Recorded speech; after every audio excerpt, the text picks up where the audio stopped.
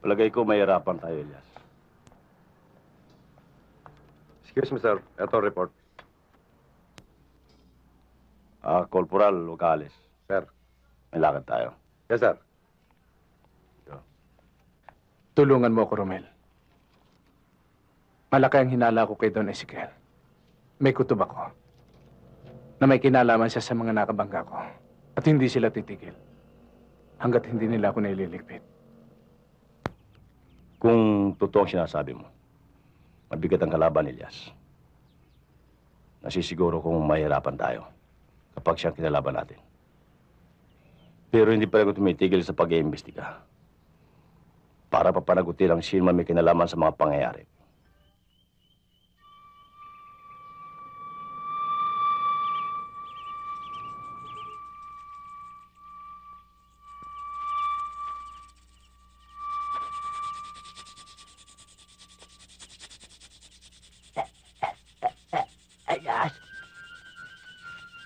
Matigas talaga ang ulo mo, Elias. Binigyan ka na ng palugit. Ayaw mo pa rin umalis. Sa bagay, tama-tama yung ginagawa mo. Ikaw na rin ang humukay ng sarili mong libingan.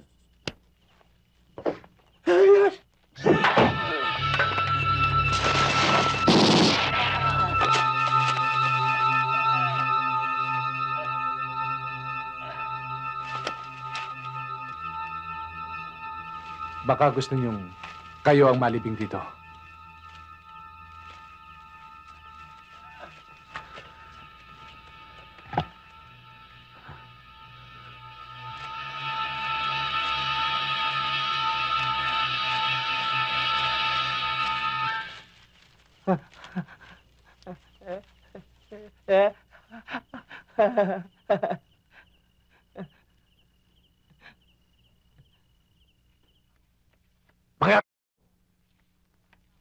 Nag-iisa lang nakakalaban nyo eh.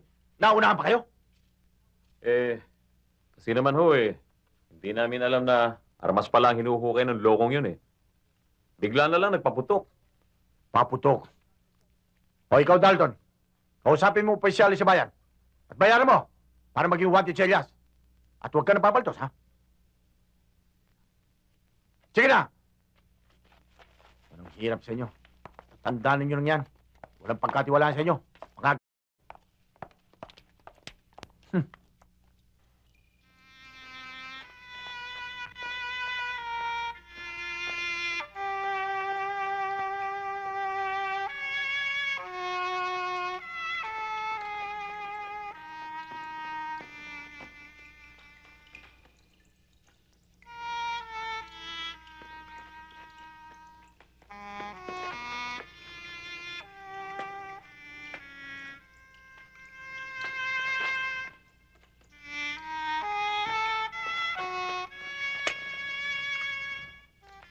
Maganda itong tunnel na ito, ah.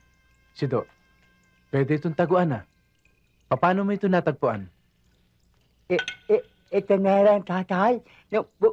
Buhay pa siya.